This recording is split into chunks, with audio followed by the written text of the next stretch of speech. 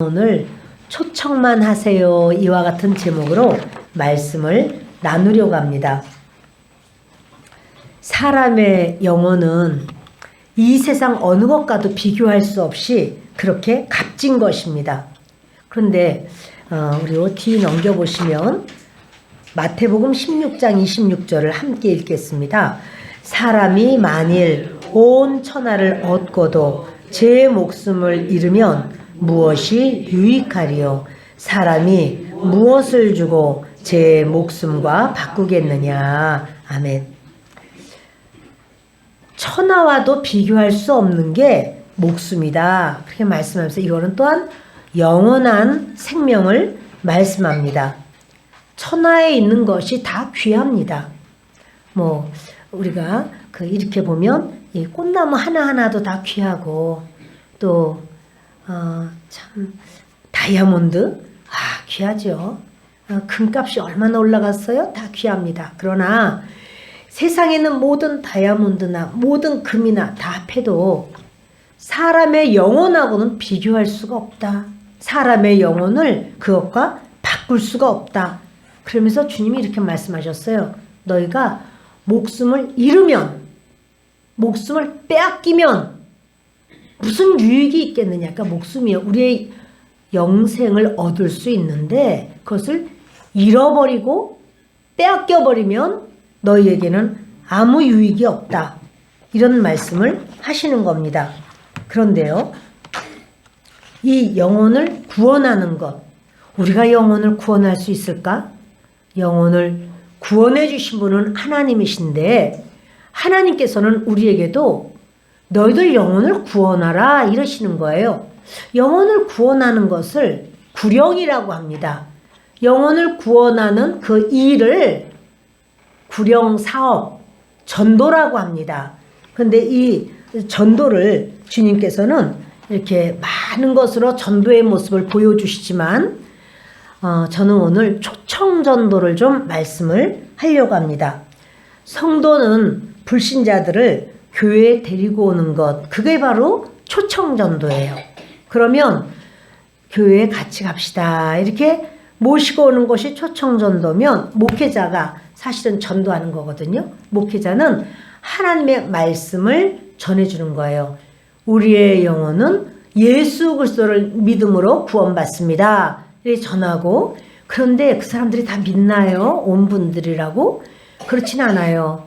하나님께서 그 마음에 성령으로 역사하시고 믿음을 주실 때 그분들이 예수님을 믿는 겁니다. 그래서 저는 오늘 우리들이 해야 될 일 초청만 하세요. 초청 전도에 대해서 말씀을 하려고 그러는데 예수님께서 이 땅에 오셨을 때 이제 제자들을 이렇게 하나님께서 이제 허락하시죠. 그런데 침례 요한이 길을 가다가 예수님을 본 거예요.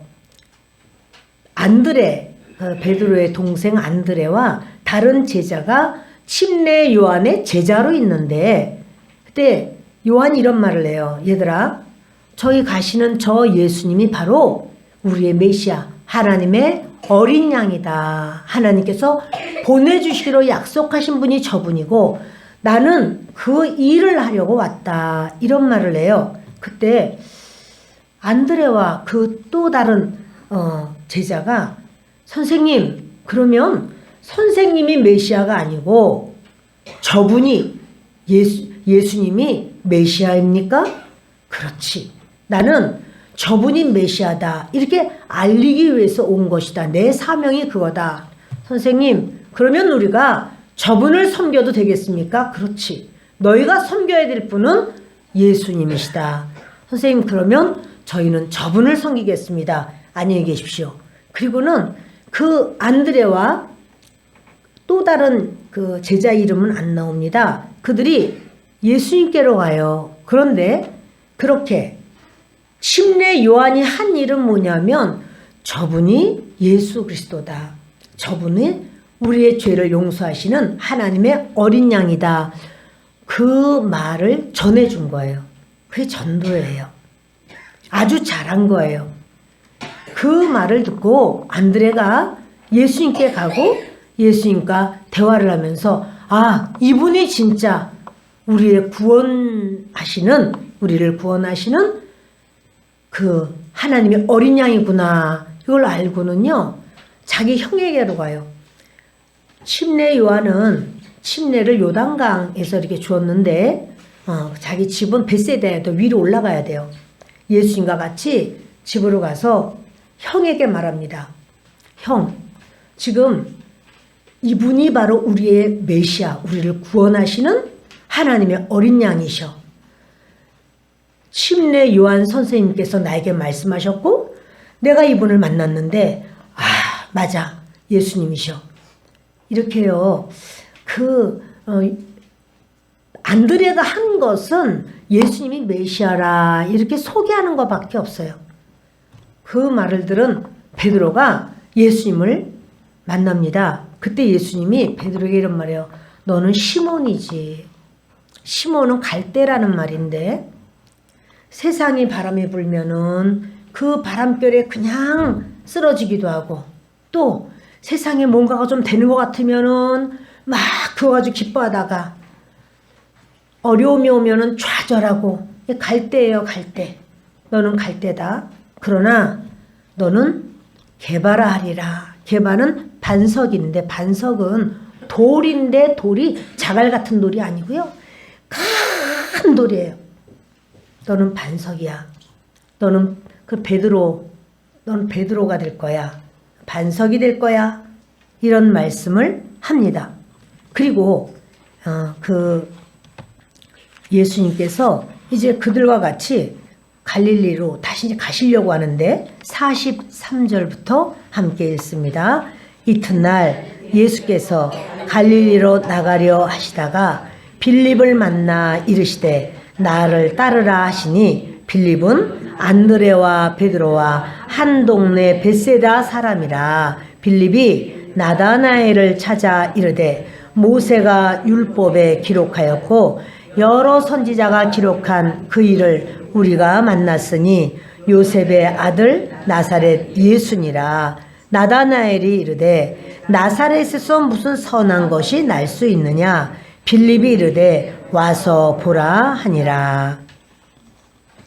그 다음 날 예수님이 갈릴리로 가려고 하시다가 그 동네에 한 벳세다에 같이 사는, 그러니까 베드로, 안드레 같이 사는 그 빌립이라고 하는 동네 사람을 만납니다. 그런데 이 빌립을 예수님께서 나를 따르라. 그러니까 우리가 초청하고 전도해야 될 대상은 누구냐면 우리 근처에 있는 사람들이 우선이죠. 그래서 그 동네 사람을 볼 때 서로 인사하면서 말 때 이분이 누구신가? 이분은 바로 우리가 기다리던 어린 양 되시는 예수님이신데 이분이 메시아야. 그리고 예수님 말씀하시기를 따라오라. 이런 말을 해요. 따라오라. 그때 빌립이 예수님과 대화를 하면서 또 그 주변에 그 베드로와 또 안드레와 대화를 하면서 아하, 이분이 우리의 메시아로구나. 그리고는 곧바로 나가서 자기의 친구 나다나엘에게 갑니다. 나다나엘, 내가 메시아를 만났어. 우리를 구원하실 하나님의 어린 양이 오셨어. 나사렛에 사시는 요셉의 아들 예수님이야. 그때요 나다나엘이 그래요. 그 총구석 그 나사렛에 무슨 선한 것이 나겠는가? 이렇게 말을 해요. 그는 우리가 이렇게 전도를 하고 초청을 해도 거절하는 사람이 많죠. 거기 무슨 그렇게 대단한 게 있어? 교회 많지. 전에도 가봤어. 이렇게 거절하고 거부하는 부정적인 반응이 있습니다. 그런데 이 나다나엘에게 빌립이 그래요. 와 봐. 다른 말이 없어요. 예수님에 대해서 설교하고 아니요. 와 봐.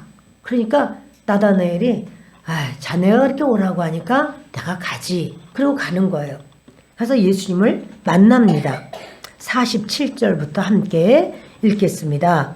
예수께서 나다나엘이 자기에게 오는 것을 보시고 그를 가리켜 이르시되 보라, 이는 참으로 이스라엘 사람이라. 그 속에 간사한 것이 없도다. 나다나엘이 이르되 어떻게 나를 아시나이까? 예수께서 대답하여 이르시되 빌립이 너를 부르기 전에 네가 무화과 나무 아래에 있을 때 보았노라.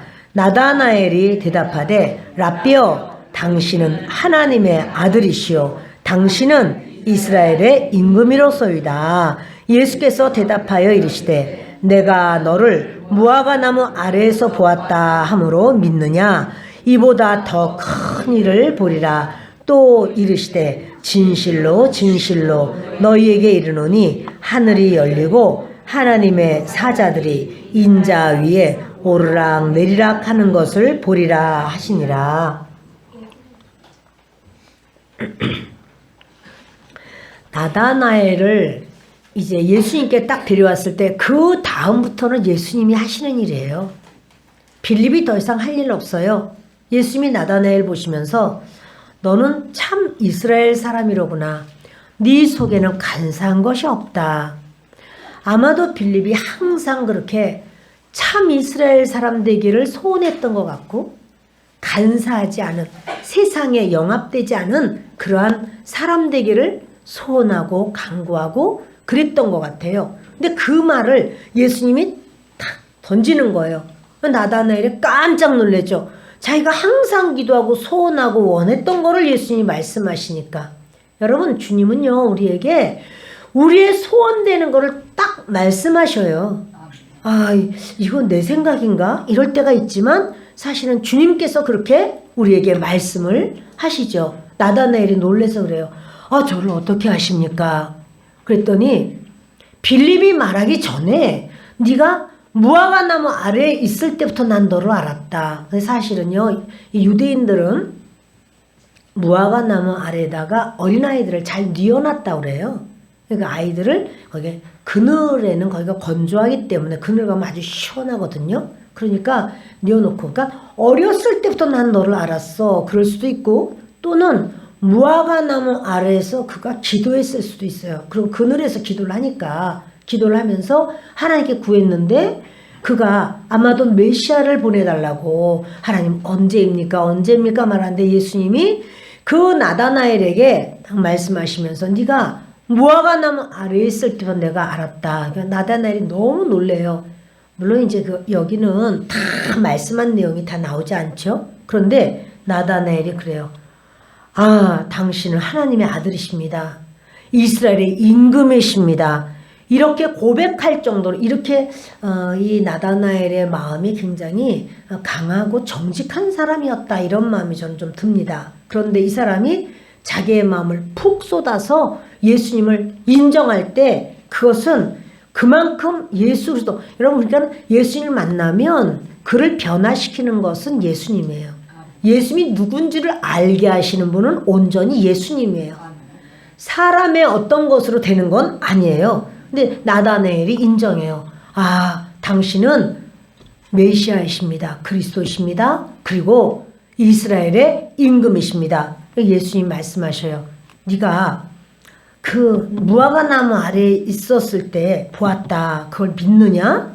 이보다 큰 일을 보게 될 것이다. 그것은 진실로 진실로 너에게 이르노니 하늘이 열리고 하나님의 사자들이 인자 위에 오르락 내리락 하는 것을 보리라. 이것은요, 창세기에 그 야곱이 이제 잠을 잘 때 그 광야에서 잠을 자는데 사닥다리가 서서 천사들이 그 사닥다리를 오르고 내리고 오르락 내리락 하는 것을 말씀해요. 그런데 지금 예수님은 뭐라고 하냐면 사닥다리가 아니라 내가 그 사닥다리야. 너희들이 나를 통해서 하나님을 만나고 하나님의 은혜, 구원, 용서, 너희들을 향한 하나님의 영생이 나로 인하여 와. 오르락 내리락 하리라. 여러분, 예수님 아니면 구원이 이루어지지 않습니다. 이렇게 예수님이 말씀하십니다. 그러므로 우리가 해야 되는 것은 다른 사람에게 같이 가자, 교회 가자, 이렇게 해서 초청하는 것이 우리의 해야 될 일이고, 우리 뒤 넘기시면 고린도전서 12장 3절이 있습니다. 함께 읽겠습니다. 그러므로 내가 너희에게 알리노니 하나님의 영으로 말하는 자는 누구든지 예수를 저주할 자라 하지 아니하고 또 성령으로 아니하고는 누구든지 예수를 주시라 할 수 없느니라. 아멘.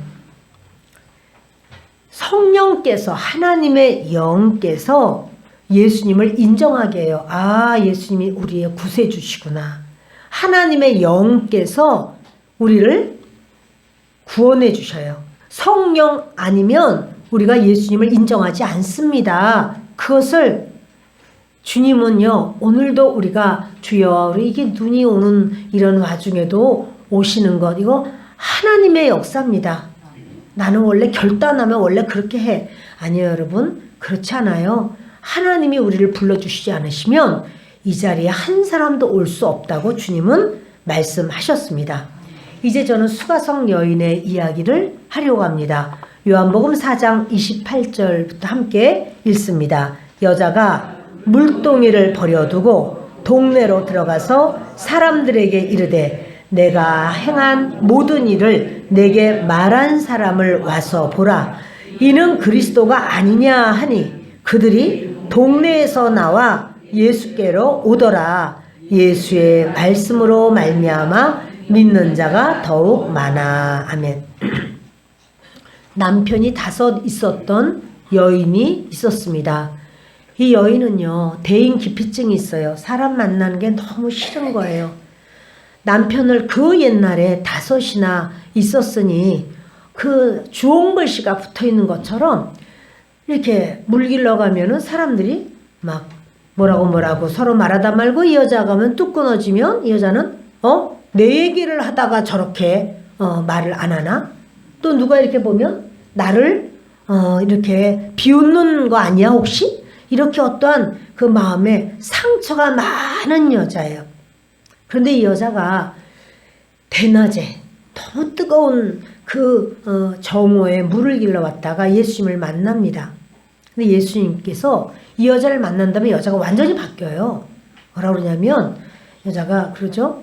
자기는 너 남편 데려오라. 남편 이야기하니까 남편 없어요. 그렇지? 남편 5이 있었는데 지금 있는 사람도 네 남편 아니지. 이렇게 말을 합니다. 그런데 여자가요, 예수님과 대화하면서 우리는 이 산에서 하나님께 제사 드리는데, 예배 드리는데 유대인들은 예루살렘에서 예배 드린다고 하더라고요. 예수님 이런 말이에요. 이 산에서가 아니고 예루살렘에서도 아니고 너희가 예배 드려야 되는 것은 영과 진리로 예배 드려야 돼 이래요. 여자가 확 바뀌는 거예요. 무슨 말이냐면 이 여자는 허상을 이제까지 붙잡고 살았어요. 다른 사람이 나에게 뭐라고 말할까? 항상 그래서 이게 마음이 불편해. 자신이 없어. 그런데 예수님 말하기를 그거 허상이야. 이 산, 저 예루살렘 이게 문제가 아니야. 영으로 예배드려. 너 영으로 살아. 영이 너의 실상이야. 영이 실상이고 영과 진리로. 아까 대표기도하면서 신령과 진정으로, 우리 이제 개역 성경에 이렇게 나오죠. 신령과 진정으로 예배드리는 그 기도를 하셨는데 바로 그거거든요. 주님이 너 영으로 살아. 너희가 보는 바처럼 나는 배움이 없어요. 그래서 나는 이렇게 열등감이 있어요.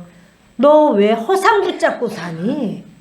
그거 다 세상에 있는 모든 것들 그 뭐야? 천하를 주고도 바꿀 수 없는 게 영인데 내가 너에게 영을 살게 하는데 왜 허상을 붙잡고 사니? 저는 가난해요. 그래서 언제 내가 좀 제대로 살 수 있을까? 허리 필 수 있을까요? 너 왜 허상 붙잡고 너는 그렇게 두려워하니? 영으로 살아. 세상의 어떤 천하의 모든 것보다도 너의 영은 바꿀 수 없는 대단한 거야. 가치가 값을 매길 수 없는 바로 그거야. 나는 사람들에게 내가 인정을 못 받아요. 너 왜 허상 붙잡고 사니? 영으로 살아. 영과 진리로 살아. 우리는 이런 여러 가지 나는 그 기술이 아무리 해도 내가 기술이 늘질 않습니다. 허상 붙잡지 마. 나를 붙들고 살아. 믿음으로 살아. 주님은요, 영과 진리로 살라 할 때 이 여자가 깨달은 거예요. 아, 내가 이제까지 허상을 붙잡고 살았구나. 영과 진리가 진짠데 어찌하여 내가 이렇게 사람들이 수군거리는 거 말하다 말고 가면 뚝 그치면 분명히 내 말했을 거야. 이렇게 막 마음속에 그렇게 말 안 했어도 이 여자는 그렇게 생각을 해요. 왜? 허상이 그 안에 가득하니까. 오늘 저와 여러분이 혹시 나는 평생을 살면서 허상을 붙잡고 살았습니다. 나는 정말 이것이면 내가 다 되는 줄 알고 내가 저것만 있으면 내가 모든 것이 다 해결되는 줄 알고 이렇게 살았습니다. 근데 주님은 오늘 말씀하는 거예요. 허상 붙잡지 마. 영과 진리로 살아. 너의 영을 내가 살리기를 원해. 이렇게 주님 말씀하는 거예요. 이 여자가요, 바뀌어버리는 거예요. 아, 이거 다 허상이었구나. 그리고는 이제 예수님이 메시아인 걸 알고는요, 그동안에는 사람이 이렇게 길에 지나가도 싫었어. 오죽하면 그 뜨거운 대낮에 물을 길러 갔겠습니까? 그런데 자기 발로 자기 동네 사람을 찾아가는 거예요. 있을 수 없죠. 어떻게 그가 그런 마음 가졌습니까? 동네 사람들, 이들도 다 허상을 붙잡고 사는구나. 아, 여기 진짜 메시아가 오셨는데 이 메시아를 내가 소개해야 되겠다. 왜 그런가 하면 그들은요, 다 하나님을 신뢰하고 의지했어요. 그런데 이 예루살렘에 사는 바리새인 서기관들에게 오히려 예수님은 이 독사의 자식들아 이렇게 말을 해요. 너희들 그들이 왜 자기들이 선민이라고 생각하냐면 아브라함의 후손, 육신적으로 아브라함의 후손이다. 우리는 피가 이방인하고 섞이지 않았어. 이것도 허상이라는 거예요. 너 그것도 허상이야. 너희가 어떻게 허상을 붙잡고 사냐는 거예요. 예수님이 나를 믿고 살아야 된다고 말을 해도 그들이 믿지 않았어요. 근데 예수님은 너희 독사의 자식이라고 말해요. 그런데 이 여자가 자기 동네 사람들을 보니까 자기도 허상에게 속았고 동네 사람들도 허상에게 속아 있어. 그래서 자기를 그렇게 육신적으로 남편 5이나 있는 여자야 이렇게 말할지라도 나는 저 사람들에게 실상을 말해줘야 되겠다. 영을 가르쳐줘야 되겠다. 메시아가 오셨어요. 내가 메시아를 만났어요. 지금 메시아에게 와보세요. 이러고는 여자가 뛰어 들어가는 겁니다. 그러면서 뭐라고 말하면 이렇게 말해요. 자기 아킬레스건. 이게 이제 이 여자는 바로 남편 5. 이게 이제 아킬레스건인데 여자가 이런 말을 해요. 내가 행한 모든 일을 다 말한 자가 있다. 이게요, 이렇게 말했겠어요? 더 자세히 말했겠지. 나 남편 5 있는 거? 그 말을 하신 분이, 내 행한 거 다 아시는 분이 오셨다고. 근데 여러분, 이렇게 예수님은요, 이 여자를 만날 때, 그 사람들은 이 여자가 왜 남편이 5씩이나 있었는지 모르죠. 그러나 그 시대는 여인들이 굉장히 경제력이 없어요. 그러니까 우리가 그 시대에 태어났으면 그 여자 환경이면 우리도 그렇게 될지도 모른다고요. 그러니까 다른 사람은 그 환경이 아니니까 이러니 저러니 말하지만 그런 모든 건 다 허상이라고. 그러니까 이 여자가 이제 드디어 안 거예요. 그래서 뭐예요? 아주 당당해지고 힘이 써졌어요. 내가 영으로 나는 메시아를 만난 사람이야. 나는 메시아로 나는 살리라. 이러고는 그 사람들한테 가서 말해요. 당신들 메시아 모르죠? 메시아가 오셨습니다. 오세요. 내가 만났습니다. 물가에 계십니다. 이러면서 그들을 초청하니까 그들이요, 처음에는 무슨 얘기하는 거야? 근데 여자가 달라. 예전에는 기가 죽고 그냥 사람들 똑바로만 봐도 이렇게 고개를 숙이던 여자가 이제는 당당해졌어요. 아니, 은혜 진짜 만났어요. 그분이요, 내 모든 걸 다 알고 계시는데요. 나는 이제는 영으로 살기로 했어요. 이러고는 막 얘기하니까 사람들이, 그래? 한번 가볼까? 갔습니다. 41절을 다시 요한복음 4장 41절 읽습니다. 예수의 말씀으로 말미암아 믿는 자가 더욱 많아. 그러니까 이 여자는 이렇게 여자가 한 게 뭐냐 하면은 초청한 거예요. 와보세요. 한번 와서 보세요. 이렇게 말을 했더니 이 사람들이 와서 예수님의 말씀을 듣고 와, 맞네. 메시아가 오셨네. 그러니까 믿었다는 거예요. 그러니까 믿는 거는 주님이 하실 일이고, 우리가 하는 일은 여러분들은 초청을 해서 모시고 오고, 저는 예수님을 말씀해드리고, 그리고 오신 분들을 예수님을 믿을 수 있는 믿음을 주시는 분은 하나님이시고, 여러분 이렇게 주님이 말씀하는 거예요. 자, 저는 이제 고넬료의 초청을 좀 이야기하겠습니다. 고넬료는 이방인입니다. 로마 군인입니다. 그런데 이 사람이 이 유대 땅에 와서 여호와 하나님을 알게 된 거죠. 그리고는 그가 여호와 하나님께 항상 기도하면서 자기가 할 수 있는 일은 그 구제예요. 그러니까 이제 100명의 부하가 있으니까 넉넉하죠. 그래서 그 유대인들 그 안타깝게 생각하면서 구제를 많이 합니다. 어느 날 천사가 와서 말하기를 베드로 선생님을 초청해라 그래요. 베드로 선생님이 하시는 말씀 좀 들어라. 그는 지금 피장 시몬의 집에 있다. 그래서 이제 자기 그 군졸들을 보냅니다. 그리고 베드로 선생님을 초청하는데 그가 초청해라 라고 말을 들었는데 자기의 친척들을 몰수히 다 초청을 하는 거예요. 그리고 자기의 친구들도 다 초청하는 거예요.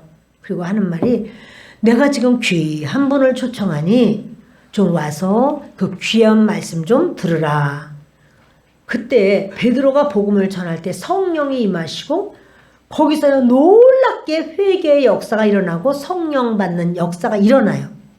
그게 뭐냐 하면 고넬료가 하나님을 잘 믿는 사람이 아니었어요. 몰랐죠. 그러나 그가 하나님을 알고 난 다음에 진심을 다해서 영과 진리로 기도할 때 하나님은 영과 진리로 기도하면 그 사람이 누구이든지 간에 그 사람이 세리든지 도둑놈이든지 창기든지 배웠든 못 배웠든 그거 상관없어요. 영과 진리로 구할 때 주님은 그 사람을 만나십니다. 그리고 이 고넬료는 그렇게 정말 예수님을 알게 되고 자기 친구들조차 그가 한 일이 뭡니까? 우리 집에 와 초청한 거예요. 초청을 하니까 그와 같은 놀라운 역사가 있는 겁니다. 한번 좀 동영상 틀어주세요. 우리 로마서 10장 17절을 읽겠습니다. 그러므로 믿음은 들음에서 나며 들음은 그리스도의 말씀으로 말미암았느니라. 아멘. 믿음은요 하나님의 말씀을 들을 때 생겨요. 그리고 그리스도의 말씀을 들을 때 믿음이 생겨요. 그래서 우리 한 사람이 그렇게 전도되고 한 사람이 초청되는 것을 주님이 얼마나 기뻐하시는지 한번 좀 틀어주시길 바랍니다. 그리고 저기 지금 안 나오는 아직 안 되고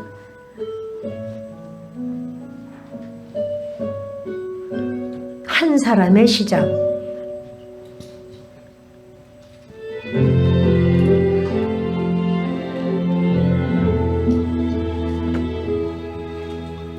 단지 시작하는 것이다. 한 번에 한 사람씩.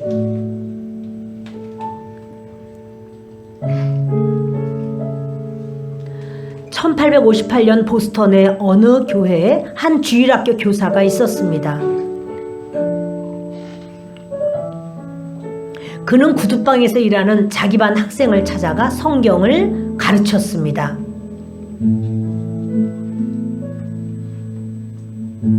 결국 그 학생은 그리스도께로 인도되었고 주일학교 교사가 되었습니다. 후에 복음에 사로잡힌 그는 19세기 후반 미국과 유럽의 영혼을 뒤흔드는 세계적인 전도자가 되었습니다. 그 구두방 학생의 이름은 D.L. 무디이고 그를 인도한 주일학교 교사는 킴볼이었습니다.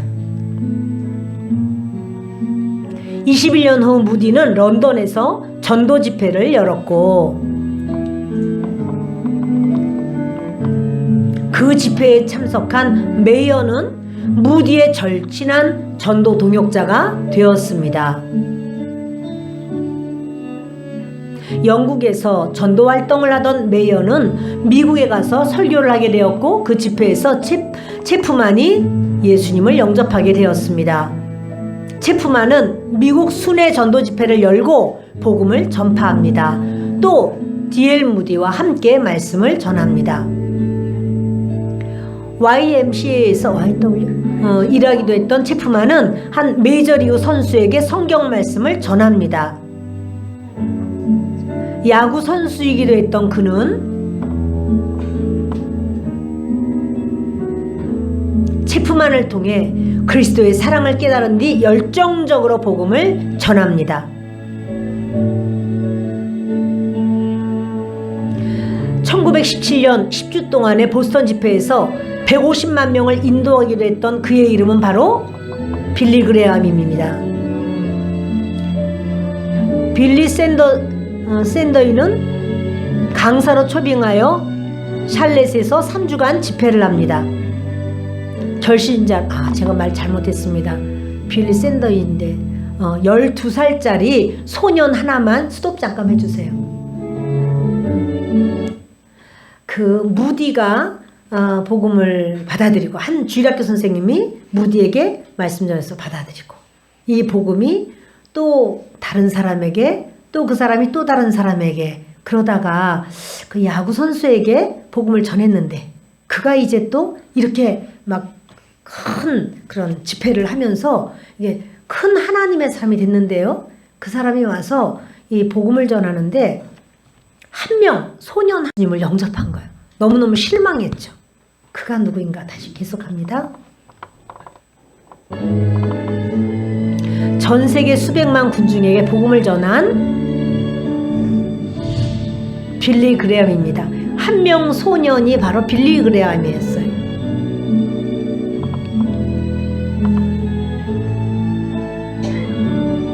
우리나라에 오셨을 때 이렇게 여의도가 가득 차서 100만의 인파가 모여서 우리나라입니다. 그리고 함께 기도한 바로 그런 모습을 보게 됩니다.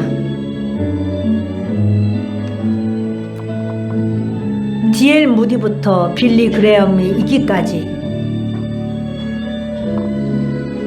필요한 것은 단지 하나님께로 인도하는 한 사람입니다.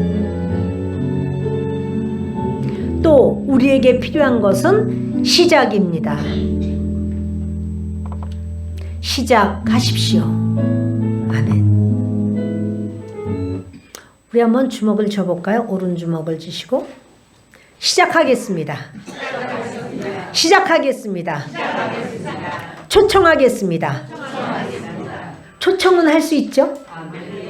손 내리시고. 자, 여러분 이렇게 주님은요, 그 한 사람을 초청했을 때 그 한 사람이 어떻게 또 다른 사람을 이렇게 전도했는지, 이게 이제 하나의 역사지만 아마 천국 가면 더 많은 역사가 나타날 줄 압니다. 우리 누가복음 14장 23절을 보겠습니다. 주인이 종에게 이르되 길과 산울타리가로 나가서 사람을 강권하여 데려다가 내 집을 채우라. 아멘. 주인이 큰 잔치를 벌였습니다. 초청한 사람이 있었습니다. 그들을 데리러 오라 그랬더니 다들 못 오겠다는 거예요. 아유, 나는 장가 들어서는 못 간다고. 나는 밭을 사서 나는 못 간다고. 나는 소를 사서 못 간다고. 전부 다 뭔가가 잘 됐어요. 근데 뭐 바쁘다는 거예요. 그때 종에게 말하기를 길과 산을 타리러 가라. 이거 이방인들에게로 가라는 거예요. 이방인들에게, 초청받지도 못한 사람들에게 가서 그들을 강권하여 데려다가 내 집을 채우라. 이렇게 말해요. 강권한다는 말은요, 강요한다는 말이죠. 이 단어 안에는요, 팔을 비틀어서 꺾는다 이런 말도 있거든요. 근데 팔 비틀어서 꺾으면 누가 오겠어요? 이런 내용도 있어요. 그 안에는 끈질긴 설득, 그리고 아주 환영과 환대, 이런 의미도 있어요. 강권하여 데려다가 내 집을 채우니까 환영하고 환대하고, 그래서 그를 어쩌든지 하나님의 집으로 이렇게 인도하는 것, 그것이 초청입니다. 그래서 주님은 말씀하는 거예요. 강권하여 데려다가 내 집을 채우라.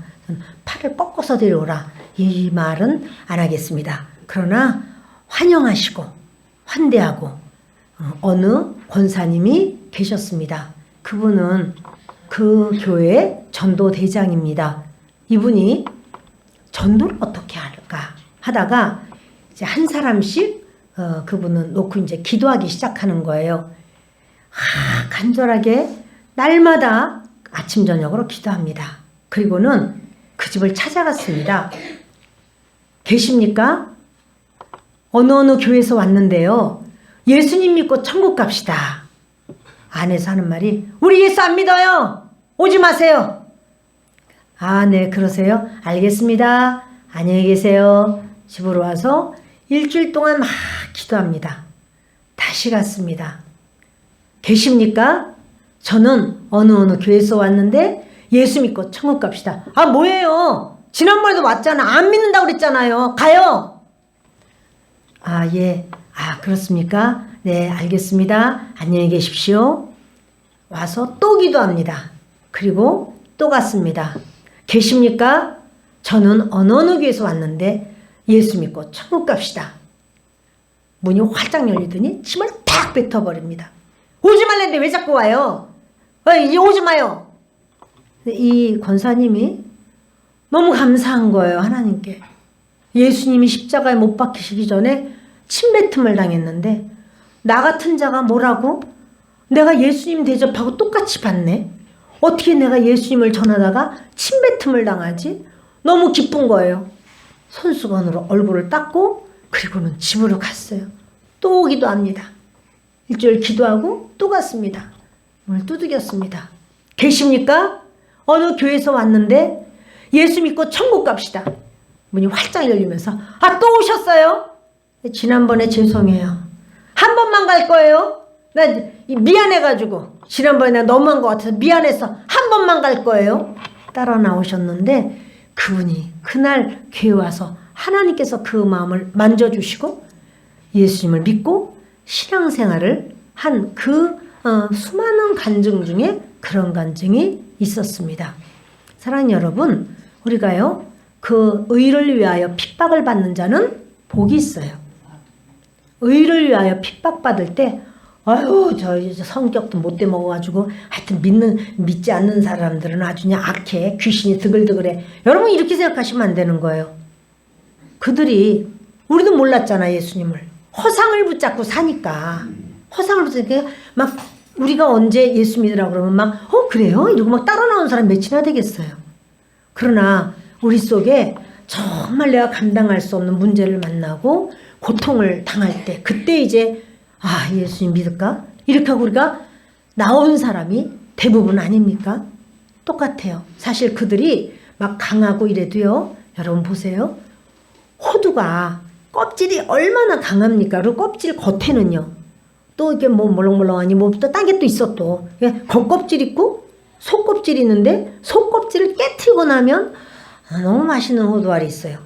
잣도 마찬가지죠. 잣도요.